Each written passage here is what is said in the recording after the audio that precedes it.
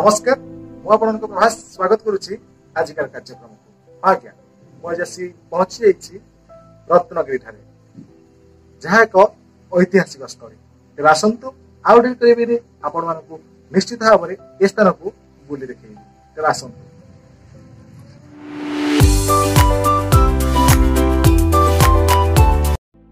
बौद्ध धर्म एक प्राचीन धर्म। भारतीय धर्म और दर्शन रे बौद्ध धर्म एक स्वतंत्र स्थान रही अछि। सारा विश्व रे एही धर्म बेस लोकप्रिय। भारत समेत जापान, चीन, तद्धित, मालय, सिंहल आदि राष्ट्र मध्य एही धर्म बेस आदृत लाभ करिथिला। ओडिशा रे मध्य बहु बौद्ध पीठ रही अछि। ता मध्यरु रत्नगिरी अन्यतम। जाजपुर जिल्लार बरी ब्लॉक अंतर्गत विरूपा नदी उपत्यकार प्रसिद्ध बौद्ध केन्द्र रत्नगिरी अवस्थित। एठारे रत्नगिरी नाम एक क्षुद्र पहाड़ रही अछि जेउथिरे मूल्यवान प्राचीन बौद्ध कीर्तिराजी देखिबाकू मिलिथाए। राज्यर एही सुविख्यात बौद्ध पीठर मान्यता लाभ करिथिबा रत्नगिरी बौद्ध महाविहार कलाकीर्ति और ऐतिह्य एक अविस्मरणीय कृति। एही प्राचीन बौद्ध जुगीय विश्वविद्यालय बहु पुरातन बौद्ध विहार इटारे निर्मित एक विशाल महास्तूप महाकालंक पवित्र मंदिर मध्य एठारे अवस्थित। रत्नगिरी एकदा बौद्ध कालचक्रयान और जोगाचार विज्ञानवाद एक महिमा मंडित पीठ भाव मध्ययुगीय समय रे सुपरिचित थिला। भारत तथा विश्वर विभिन्न स्थान आसुथिबा विद्यार्थी मानक पई रत्नगिरी बौद्ध विहार थिला प्राचीनतम बौद्ध शिक्षा केन्द्र। एही प्राचीन बौद्ध पीठ को गुप्त सम्राट नरसिंहगुप्त बालादित्य बौद्ध श्रवण और विद्यार्थी मानक पई सुविशाल बौद्ध महाविहार और संघाराम निर्माण करथिले। 1890 मसीह एमएस चक्रवर्ती नामक जड़े उपखंड अधिकारी रत्नगिरी बौद्ध विहार को देखिथिले। 1958 मसीह केंद्र प्रत्नतत्व संरक्षण विभाग पक्षरु डॉक्टर देवला मित्रଙ୍କ नेतृत्व रत्नगिरी ठारे प्रथम उत्खनन आरंभ होइथिला एवं एठारु दुईटी बृहत्काय विहार गोटे बड़ स्तूप बौद्ध अवशेष थिबा पट्टिका मूर्ति और बहु परिमाण रे उत्सर्गीकृत मानसिक स्तूप लोकलोचन को आसीथिला। यह व्यतीत एठारे बहु संख्यक वज्रजनी देवादेवी प्रतिमा शिलालेख और धारणीर चित्र थिबा पोड़ामाटी फलक आदि देखिबाकू मिले। कला स्थापत्य और भास्कर्य पिपासु पर्यटकों निमंते एठारे अनेक बौद्ध प्रत्नावशेष रही अछि। सेगुड़िक मध्यरे मनोरम द्वारबंध युक्त गोटे विराट इष्टक विहार क्षुद्र प्रकोष्ठावली विशालकाय मंडप आदि अन्यतम। यह व्यतीत सेठारे पत्थर रे तैयारी इटार तरण और छोट छोट स्तूप परिवेष्टित गोटे विराट स्तूप मध्य रही अछि।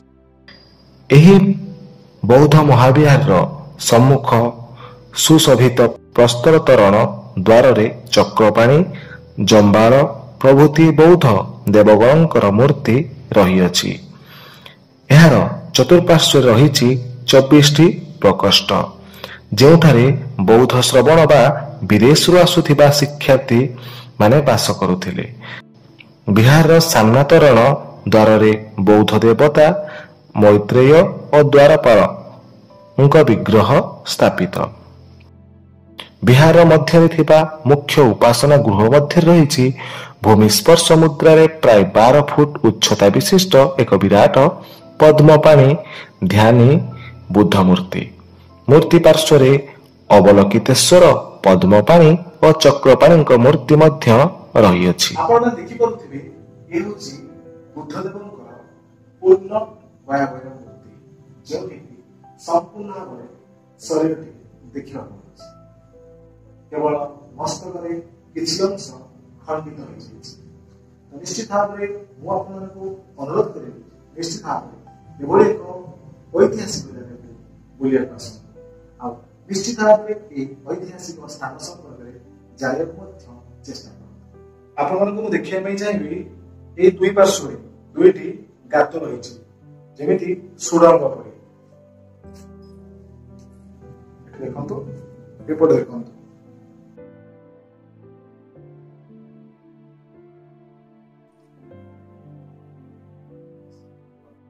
ରତ୍ନଗିରିର ଖନନ ଫଳରେ ବୁଦ୍ଧଦେବଙ୍କର ବ୍ରଞ୍ଜ ନିର୍ମିତ ମୂର୍ତ୍ତି ଆବିଷ୍କୃତ ହୋଇଛି ଏବଂ ଏଠାରୁ ମିଳିଥିବା ହେରୁକା, କୁରୁକୁଲ୍ଲ, ବୈଶ୍ରାବଣ ଓ ଅପରାଜିତା ତାରାଙ୍କର ମୂର୍ତ୍ତି ଭାରତରେ ମଧ୍ୟ ବିରଳ। ଆପଣଙ୍କୁ ମୁଁ ଦେଖିବା ପାଇଁ ଚାହିଁବି, ସେ ସମୟରେ ମଧ୍ୟ ଜଳ ନିଷ୍କାସନ କରିବା ପାଇଁ ନାଳର କିଭଳି ଭାବରେ ବ୍ୟବସ୍ଥା ଥିଲା। ଆପଣ ଦେଖନ୍ତୁ, ସେ ସମୟର ଡ୍ରେନେଜ ବ୍ୟବସ୍ଥା ମଧ୍ୟ କେତେ ଉନ୍ନତ ମାନର ଥିଲା। ରତ୍ନଗିରିର ବିଶିଷ୍ଟ ଅବଦାନ ହେଲା ଟେରାକୋଟା ବା ପୋଡ଼ାମାଟିରେ ଛାପଯୁକ୍ତ ସିଲ୍। ସେଥିରେ ଶ୍ରୀ ରତ୍ନଗିରି ମହାବିହାର ଆର୍ଯ୍ୟ ଭିକ୍ଷୁ ସଂଘ ବୋଲି ଲେଖା ହୋଇଛି। ରତ୍ନଗିରିରୁ ଆବିଷ୍କୃତ ବହୁ ମୂଲ୍ୟବାନ ସ୍ଥାପତ୍ୟ କୃତି କଲିକତା ଓ ପାଟଣା ସଂଗ୍ରହାଳୟକୁ ସ୍ଥାନାନ୍ତରିତ ହୋଇଯାଇଛି। ରତ୍ନଗିରି ପାହାଡ଼ ଉପରେ ଥିବା ମହାକାଳଙ୍କର ବିଗ୍ରହ ବହୁ ପୁରାତନ। ଏହି ରତ୍ନଗିରି ଉତ୍ଖନନରୁ ବିପୁଳ ପରିମାଣରେ ପ୍ରାଚୀନ ବୌଦ୍ଧ କୀର୍ତ୍ତିରାଜି ଆବିଷ୍କୃତ ହେବା ସହିତ ବିଭିନ୍ନ ମୁଦ୍ରାରେ ଆସୀନ ମନୋଜ୍ଞ ଶହ ଶହ ବୌଦ୍ଧ ବିଗ୍ରହ ଆବିଷ୍କୃତ ହୋଇଛି। ଓଡ଼ିଶାରେ ବୌଦ୍ଧ ଧର୍ମ ପରମ୍ପରାର ଇତିହାସ ବେଶ ସମୃଦ୍ଧଶାଳୀ। ବିଭିନ୍ନ ସମୟରେ ଉତ୍ଖନନ ହେବା ଦ୍ୱାରା ମାଟି ତଳୁ ଅନେକ ବୁଦ୍ଧ ମୂର୍ତ୍ତି, ବୌଦ୍ଧ କୀର୍ତ୍ତିରାଜି, ଭଗ୍ନାବଶେଷ ଆଦି ଉଦ୍ଧାର କରାଯାଇଛି, ଯାହା ପ୍ରମାଣିତ କରି ଓଡ଼ିଶା ବୌଦ୍ଧ ଧର୍ମର ଏକ ପ୍ରାଚୀନ ପୀଠ ଥିଲା।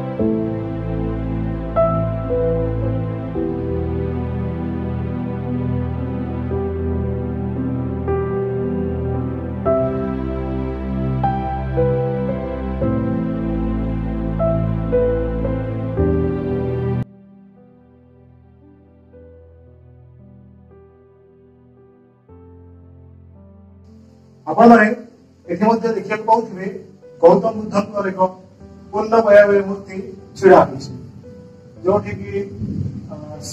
मस्तक सर्प थी अनुमान हो निश्चित भाव आप आसतु और निश्चित भाव माने कीर्तिराजी को देखी जा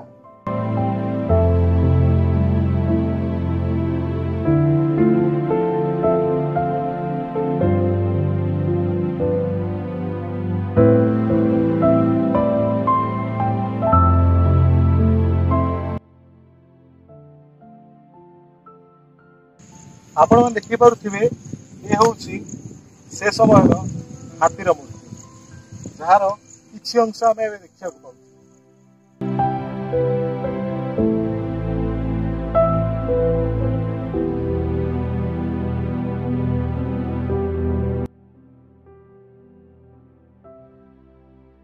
आपण को देखा चाहिए सब हूँ बौद्ध स्तूप जी सब बौद्ध धर्मावलंबी थे बौद्ध भिक्षुक थे जो सब ये रोते देहांत होगापर ये समाज दि जाता बोली लोक कथार जना पड़े।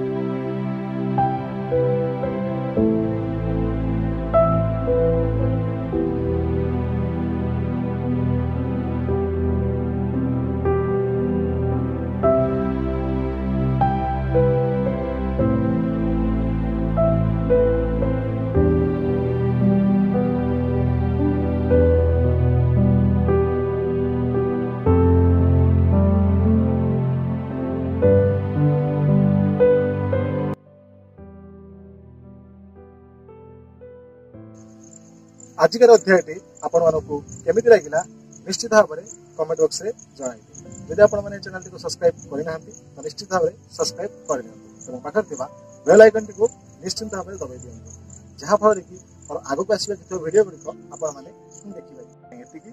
प्रभास।